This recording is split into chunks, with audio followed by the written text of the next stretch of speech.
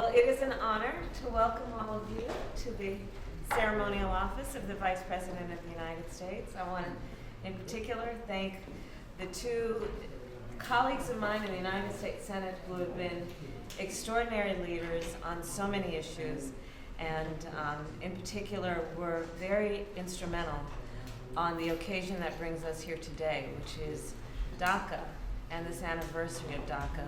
They have been tireless in their fight in the United States Senate and in the United States Congress. So I want to thank Senator Durbin, Senator Menendez in particular, for your leadership and your friendship on this issue and so many others.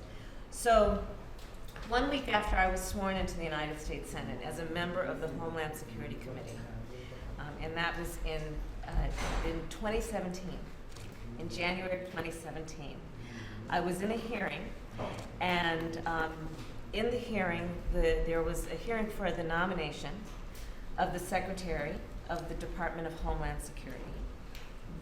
I remember that hearing quite well. And I asked him a number of questions, but I was very specific in the subject that I was talking with him about, which was DACA. And as you know, the Committee on Homeland Security has a range of areas that it is responsible for overseeing, but I was particularly interested in how this nominee thought of the role of our government on the issue of DACA. And so I asked him questions, and I asked him about how he felt about, of course, DACA, which is the Deferred Action for Childhood Arrivals, and was, of course, started by the Obama administration in June of 2012. And we knew it was under threat by the administration at the time. And I was concerned about how the secretary, the nominee, would approach it. So I asked him, General John Kelly, I asked, are you willing to maintain DACA? Are you willing to maintain the policy?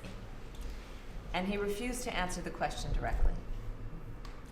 And I will tell you, we are here on this day, on the anniversary of DACA, and I'm here on behalf of the Biden-Harris administration to tell you this administration fully intends to do everything in our power to protect our dreamers. There will be no question about that. There is no question about that. And it is really for one simple reason, and this I say to our dreamers, because you are home. This is the only home you've known. And this issue is as fundamental as that. And so on this day, I want to thank all of you for also doing the work that you've been doing to work with members of Congress. We have two of the greatest leaders from Congress here.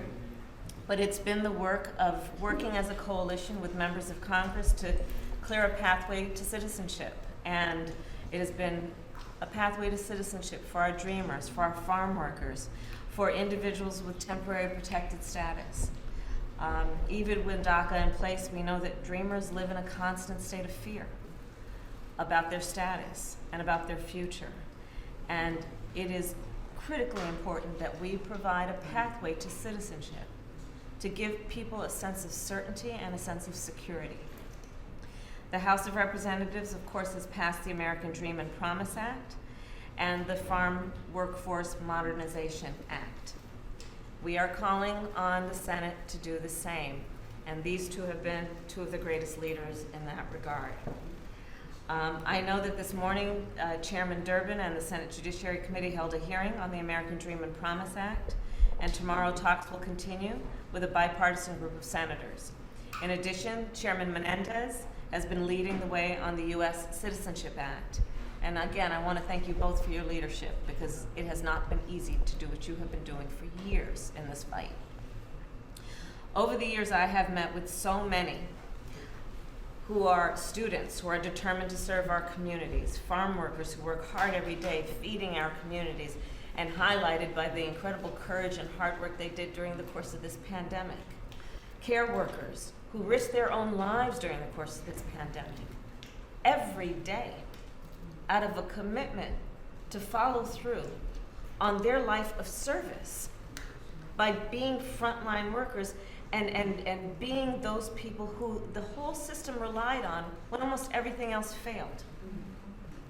So the immigrants that we are talking about are making incredible contributions to our nation, and dare I say, as we all know history, this is a nation that was founded by immigrants.